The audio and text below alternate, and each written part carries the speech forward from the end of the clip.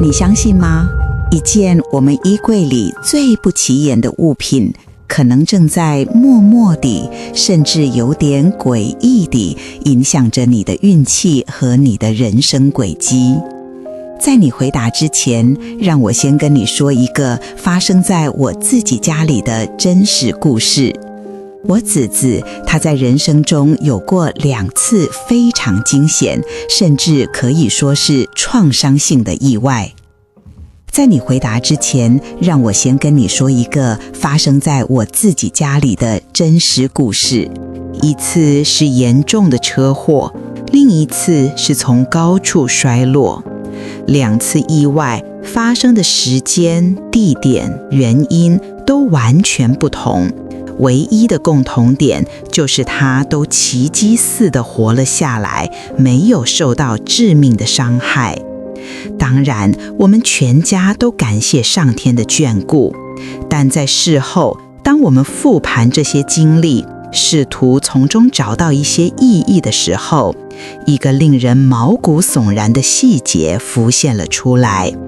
我姊姊在一次聊天中，突然像是被雷打到一样，睁大眼睛跟我说，她意识到，在那2次完全不相干的意外发生的当下，她竟然都穿着同一件内裤。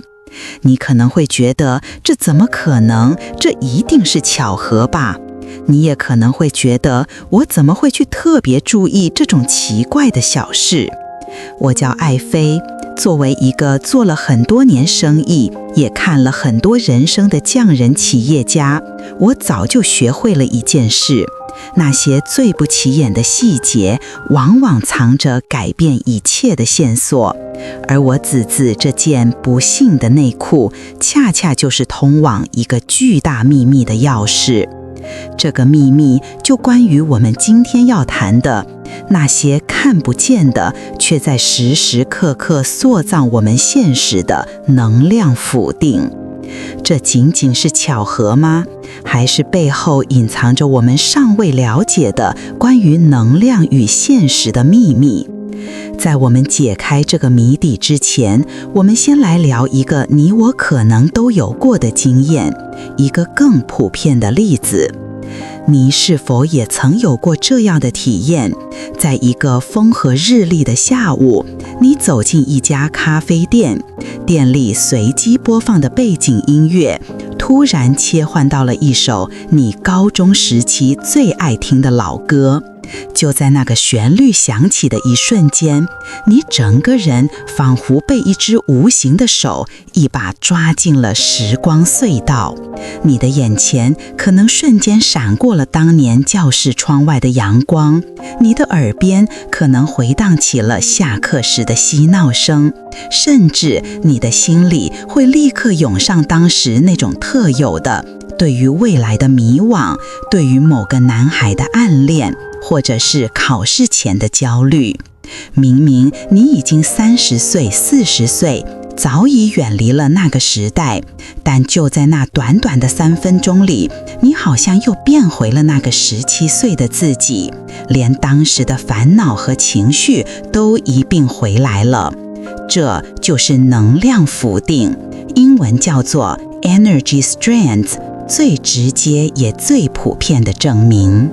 我们的潜意识，这位忠实但有点盲目的管家，早已为我们生命中的某些旋律、某些物品，甚至某些气味，绑定了一组特定的情绪和记忆档案。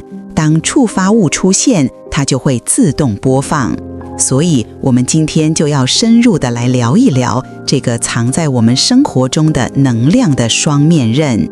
它既可以是把我们拉回过去泥沼的沉重铁锚，也可以是把我们推向未来理想的金色翅膀。我们生活中的一切，你的家、你的办公室、你的衣物、你听的音乐、你走过的街道，所有的人事物，都与我们有着看不见的能量连结。而这些连结的性质是正是负，是增强你还是削弱你，完全取决于我们潜意识中与它们相关联的经验是什么。这个机制是怎么运作的呢？让我给你一个更清晰的类比。你可以把你的潜意识想象成一个巨大无比的档案柜，里面存放着你从出生到现在所有的生命经验。而我们的大脑为了提高效率，非常善于打包存档。当你经历一件事情，比如一场让你心碎的分手，潜意识不仅会储存事件本身，它离开了，更会把当时所有的感官资讯和情绪状态打包成一个情绪压缩档。这个档案里包含了当时你们常去的那家餐厅的气味，他最爱穿的那件毛衣的触感，还有你们一起听的那首情歌的旋律。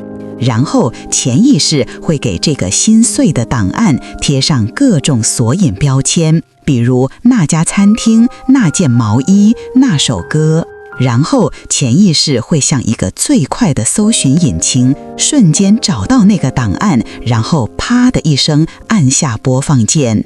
你甚至还来不及思考，那股熟悉的、心碎的、被遗弃的感觉就已经淹没了你。这就是能量浮定的心理学基础。它是一种生存机制，本意是帮助我们快速识别环境，趋利避害。但如果我们不加以觉察，它就会变成一个个自动化的情绪地雷。让我用一个我自己的非常个人化的例子来跟你说明这种能量连接的双向性。在我的人生中，有2种音乐，对我来说就像是通往天堂和地狱的2扇不同的门。第一扇门，通往天堂的是 Enigma 这个乐团的音乐。尤其是在我经历灵性觉醒初期的时候，我几乎每天都在听他们的歌。他们的音乐充满了一种神圣、辽阔、超越时空的感觉。直到今天，只要我一播放他们的音乐，哪怕只是一个前奏，我的整个身心状态就会在几秒钟内被彻底改变。我会感觉到我的脊椎仿佛被一股能量贯穿，不自觉地挺直。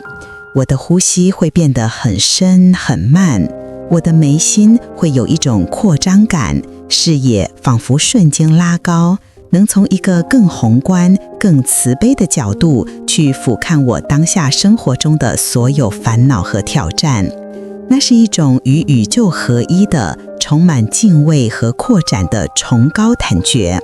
在那个状态里，没有什么问题是解决不了的，没有什么困难是克服不了的。这就是一个极度正向的能量锚定。但是我也有另一扇门，一扇我非必要绝不会去打开的门，那就是 Kid Cudi 的某一张特定专辑。我不想提具体的专辑名称，因为能量太强了。那是在我人生中一个非常非常黑暗的低谷时期，我每天循环播放的音乐。那段时间，我感觉自己被困住了，动弹不得，充满了无力感和自我怀疑。而那张专辑的音乐就成了我当时能量状态的背景音轨。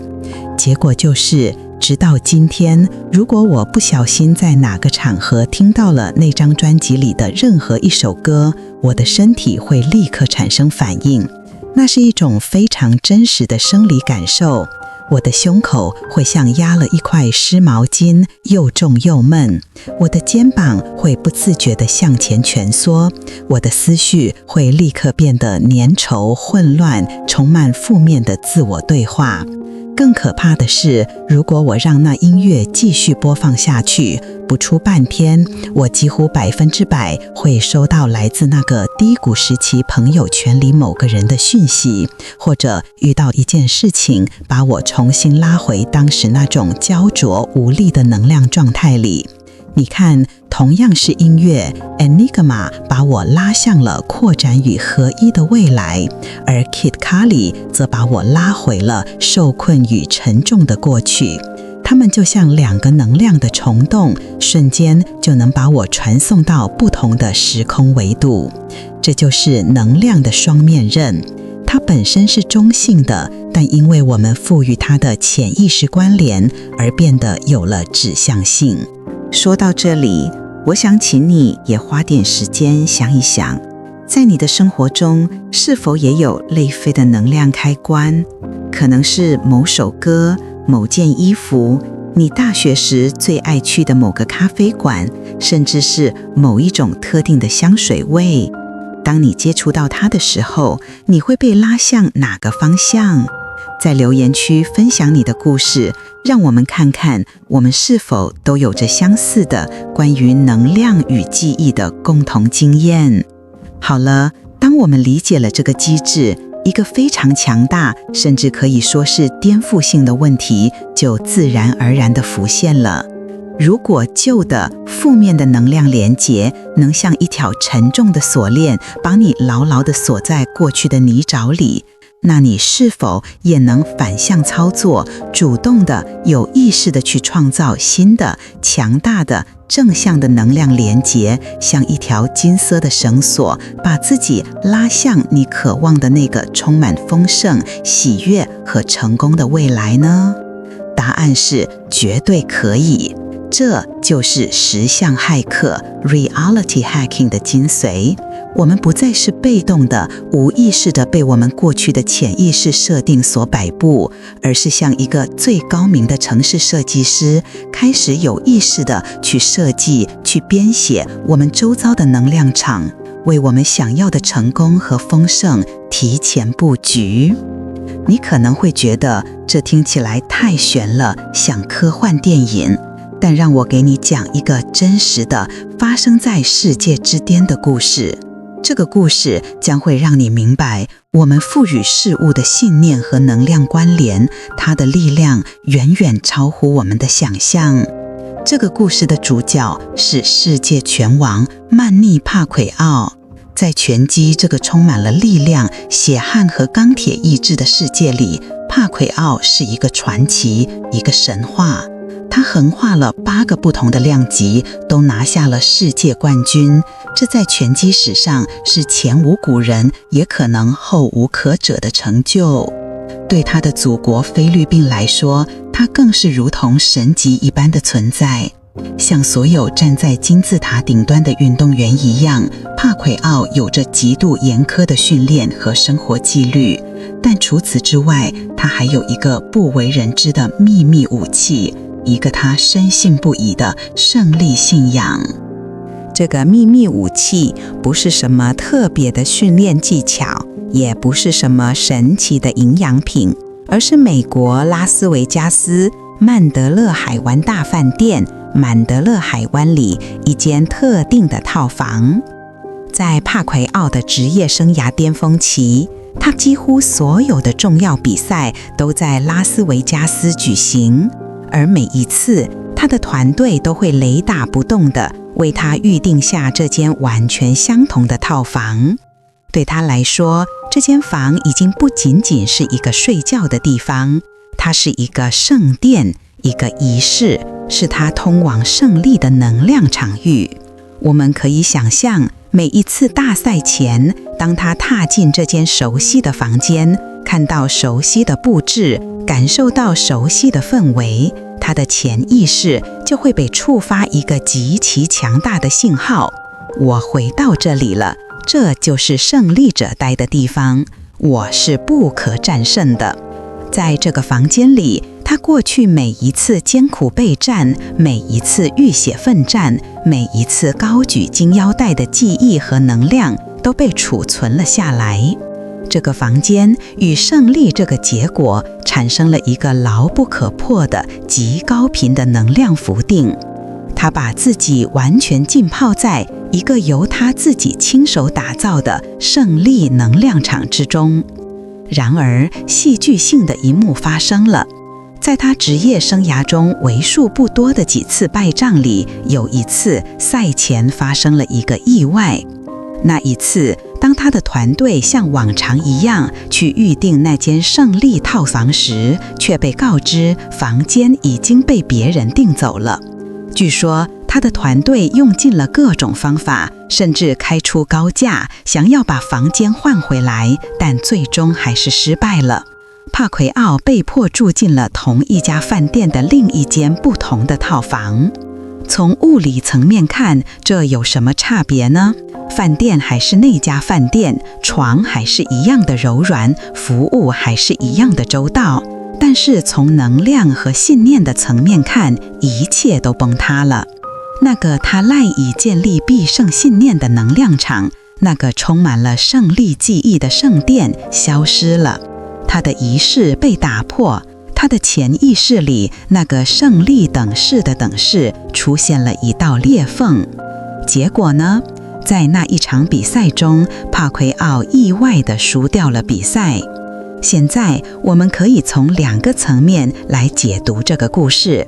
从心理学层面，这是一个典型的自我应验预言。当帕奎奥失去了他的幸运符，他的信念开始动摇。这种动摇，哪怕再微小，都会透过他的神经系统影响他的肌肉反应、他的判断力、他的抗压能力。在毫秒之间决定胜负的拳击场上，这0.01秒的犹豫，就是天堂与地狱的差别。但从我们今天讨论的能量层面来看，故事还有更深的一层含义。那间套房透过帕奎奥一次又一次的胜利和与之相关的强烈情绪，已经被他充能成了一个高频的能量物件。当他身处其中，他的个人能量场会与这个房间的能量场发生共振，把它提升到一个最佳的竞技状态。而当他被迫离开这个能量场，他就失去了一个强大的能量放大器，他的信念失去了物质世界的锚点。这个故事有力地证明了，我们赋予事物的信念并不是虚无缥缈的空想，它是一种可以被建立、被强化，也可以被干扰的能量技术。拳王的故事告诉我们，信念的力量有多么巨大。但你可能会想，这毕竟是世界冠军，是站在人类体能和意志巅峰的人，他们的世界离我们普通人太遥远了。我们普通人也能在生活中运用这种魔法吗？答案是当然可以，而且这种魔法就藏在我们每天的生活里。让我跟你分享一个我自己的，听起来不那么惊天动地，但却同样深刻的个人故事。几年前，我和我的一位好朋友在纽约，我们都是那种对有故事、有灵魂的老物件特别着迷的人。有一次，我们走进一家非常有名的骨折店，店主是一位品味极佳的女士，她向我们推荐了几件非常特别的衬衫。她告诉我们，这些衬衫是80、90年代由摇滚巨星兰尼克罗维兹的专属设计师所设计和制作的，每一件都是独一无二的艺术品，背后有着关于那个时代的艺术、音乐和自由精神的故事。当然，他们的价格也相当不菲。当时我和我的朋友对看了一眼，我们都被这些衣服背后的故事和能量深深吸引。我们觉得这不仅仅是一件衣服，这是一个宣言，一个关于我是谁的表达。于是我们一咬牙，都为自己买下了一件。奇妙的体验就发生在我们穿上这件衬衫之后。当我第一次穿上那件衬衫，走在纽约的街头时，我感觉自己整个人都不一样了。那不是一种虚荣的感觉，而是一种校准。我感觉自己好像被调到了一个更高的频率，走起路来背都挺得更直，眼神都更自信。我感觉自己就是一个行走的艺术品。而接下来发生的事情印证了我的感觉。就在短短1-2个小时里，我走在路上，竟然被不下5-6个完全不认识的路人拦下来。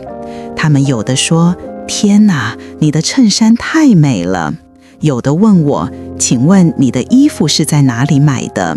甚至有一个在路边咖啡馆的老太太对我竖起了大拇指，笑着说：“ You look fabulous。”我的朋友也经历了完全相同的事情，我们都惊呆了。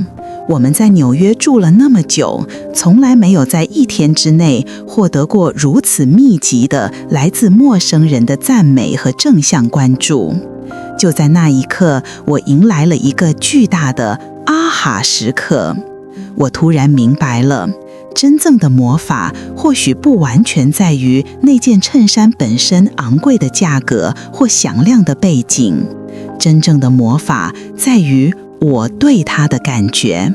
当我穿上它，我相信了它背后的故事，我允许自己去感受那份我是独一无二的艺术品的感觉时，我的整个能量场，我的气场就改变了。我散发出去的是一种高频的、自信的、充满创造力的震动，而整个世界就像一面镜子，只是如实地接收到并回应了我的能量。那些路人，他们赞美的不仅仅是一件衬衫，他们是被我当时所散发出来的那股高频能量所吸引。这个领悟对我来说意义重大，它让我明白，你根本不需要一件昂贵的设计师衬衫才能体验到这种魔法。你衣柜里任一件能让你感觉自己超棒的衣服，都可以是你的魔法战袍。重点从来不是物件本身，而是你有意识地赋予了这个物件什么样的意图和意义，以及最关键的，当你使用它的时候，你允许自己去感受和成为的那种高频版本的自己。所以你看，从我指责那件不幸的内裤，到拳王帕奎奥的胜利逃房，再到我那件带来赞美的骨折衬衫，他们都在诉说着同一个秘密。你的人生从来不是被随机的运气所决定的，而是被你周遭那些由你的信念和潜意识所共同创造的能量场所塑造的。而最棒的消息是，从今天，从此刻起，你可以成为自己能量场的总设计师，你可以取回那份力量。具体该怎么做呢？其实非常简单，只需要3个步骤。第一步，觉察。从今天开始，带着我们今天讨论的视角去审视你的生活空间，走进你的家，打开你的衣柜，划开你的手机歌单，像一个侦探一样去感受每一个物件带给你的能量。当你看到它、触摸它、使用它的时候，你的内在感觉是什么？是感觉轻盈、开阔、喜悦，还是感觉沉重、烦躁，或者被拉回某段不愉快的过去？你要特别注意那些会让你咯噔一下的东西，比如那个你跟前男友热恋时他送的马克杯，你现在还在用吗？看到它时，你感觉到的是甜蜜，还是隐隐的失落？再比如那个你跟丈夫大吵一架时，他为了和好而买回来的花瓶，是不是还摆在你家客厅的角落？每一次你的眼角余光瞥到它，心里是不是就沉了一下，仿佛争吵的声音又在耳边响起？这就是觉察，把那些隐藏的能量地雷一个个找出来。第二步，选择。对于那些携带着负面或沉重能量的物件，你有2个选择。选择 A 也是最简单直接的断舍离，就像我后来建议我指责，把那件充满了创伤能量的内裤毫不犹豫地剪掉、丢掉，甚至烧掉一样，果断地切断这个物理上的连结。这是一种仪式，你在用行动向宇宙宣告，这段能量到到此为止，我不玩了。选择 B 适用于那些你无法或不想丢弃的东西，比如房子或者某个有特殊纪念意义但又夹杂着复杂情绪的物品。这时你可以把它当做一个处理你内在情绪的门户，不要逃避它的感受，相反，你可以坐下来拿起它，然后允许自己去深入地感受它所触发的所有情绪，悲伤、愤怒、委屈，让这些情绪充分地流淌过你。然后你可以有意识地为那段经历赋予一个新的带有成长性的意义，比如感谢那段经历让我学会了设立界限，或者感谢那个花瓶，它时刻提醒我沟通的重要性。透过这种方式，你就主动重写了这个物件的能量编码，中和了它的负面能量。第3步，优化。在清理完负面能量之后，你就要开始主动地创造正向的能量连结，有意识地用那些能让你感觉到扩展、喜悦、自信、充满力量的物品、音乐和环境来包围你自己，去找出你的胜利套房、你的女王战袍、你的天堂歌单，把它们放在你随手可及的地方，频繁地使用它们，让自己时刻浸泡在高频的能量场中。这就是在为你的理想未来铺设一条能量上的高速公路。这就是取回你力量的3个步骤：觉察、选择和优化。你是你现实的创造者，而你的能量场就是你最有力的画笔。如果今天的内容对你有启发，请务必按赞并订阅我的频道。你的支持是我持续创作这类深度内容的最大动力。而且你知道，这类谈论能量与意识的内容，有时很难说能存在多久。建议你先下载保存，以便随时回来复习。